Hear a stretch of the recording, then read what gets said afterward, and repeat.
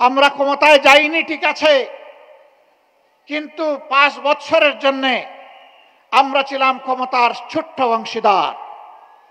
2001 থেকে 2006 সেই সময় সরকারের স্টিয়ারিং যাদের হাতে ছিল তারা দেশকে সুশাসন দিতে ব্যর্থ হয়েছিলেন।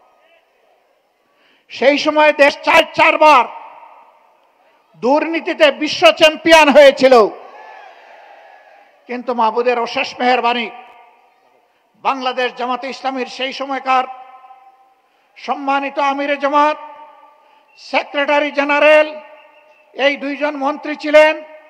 3টা মন্ত্রণালয়ে তারা সেবা দান করেছেন জনগণকে। তাদের শাসনামল শেষে অনুবীক্ষণ যন্ত্র দিয়ে, টেলিস্কোপ দিয়ে তাদের কোনো দুর্নীতি স্বজনপ্রীতি ছিল কিনা তা আবিষ্কার করার জন্য বিভিন্ন মহল ঝাঁপিয়ে পড়েছিল। আলহামদুলিল্লাহ, দুর্নীতি একটা সর্ষে দানাও তারা আবিষ্কার করেনি।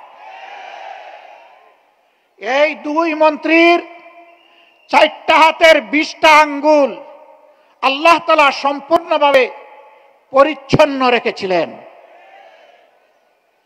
তারা প্রমাণ করেছেন এই 2টার সাথে আরো 10টা মন্ত্রণালয় যদি জামাতে ইসলামীর লোকেরা পরিচালনার সেবা দেওয়ার সুযোগ পেতেন তাহলে 12টা মন্ত্রণালয় একই ধরনের পরিচালিত হতো, জনগণ উপকৃত হতো।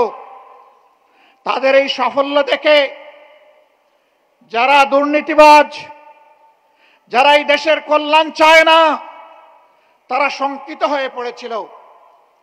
জামাত যদি এইভাবে এগিয়ে যায়, এই দেশে যদি সুশাসন সুবিচার প্রতিষ্ঠিত হয়, দুর্নীতিমুক্ত বাংলাদেশ যদি তৈরি হয়ে যায়, তাহলে সমাজে আর বিভাজনের রাজনীতির এই ব্যবসা চলবে না। সুতরাং যে কোনো মূল্যে জামাতকে বাংলাদেশের রাজনীতি থেকে অস্তিত্বহীন করে দিতে হবে। তারা সেই ষড়যন্ত্র শুরু করেছিলেন।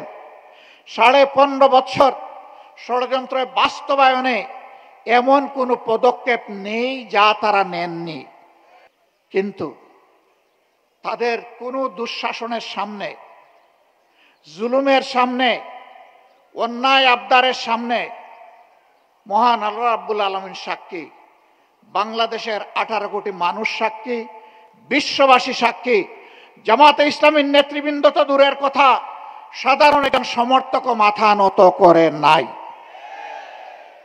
ইসলামী ছাত্র শিবিরের উপর তাণ্ডব চালানো হয়েছে, জীবন কেড়ে নেওয়া হয়েছে, পঙ্গু করা হয়েছে, তাদেরকে গুম করা হয়েছে, কিন্তু ইসলামী ছাত্র শিবির কারো কাছে মাথা নত করে নাই। শিক্ষা প্রতিষ্ঠানগুলো থেকে ইসলামী ছাত্র শিবিরকে নির্মূল বলে ঘোষণা দেওয়া হয়েছে। হ্যাঁ, মুখে মুখে যে ঘোষণা তারা দিয়েছিল, ছাত্র সমাজের বুকে বুকে তার ভিন্ন কিছু তৈরি হয়েছিল, যার প্রমাণ এই 5 আগস্টের বিপ্লব সাধিত হওয়ার পরে ইতিমধ্যে ঢাকা বিশ্ববিদ্যালয় সহ বাংলাদেশের 4টি বিশ্ববিদ্যালয়ে ছাত্র সংসদ নির্বাচন অনুষ্ঠিত হয়েছে। আল্লাহর অসীম মেহেরবানিতে ছাত্র এবং ছাত্রীদের ভালোবাসা সিক্ত হয়ে ইতিহাসের নতুন রেকর্ড তৈরি করে ইসলামী ছাত্র শিবির তারা সফলতা অর্জন করতে সক্ষম হয়েছে।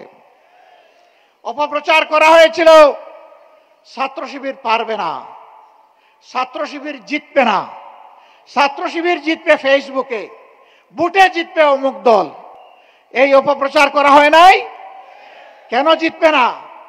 বলা হয়েছিল তরুণ যুব সমাজ এদের আদর্শ পছন্দ করে না, এদের কার্যকলাপ পছন্দ করে না, ছাত্রীরা তো একেবারেই না, নস্যি। এই ধরনের অপপ্রচার করা হয়েছিল।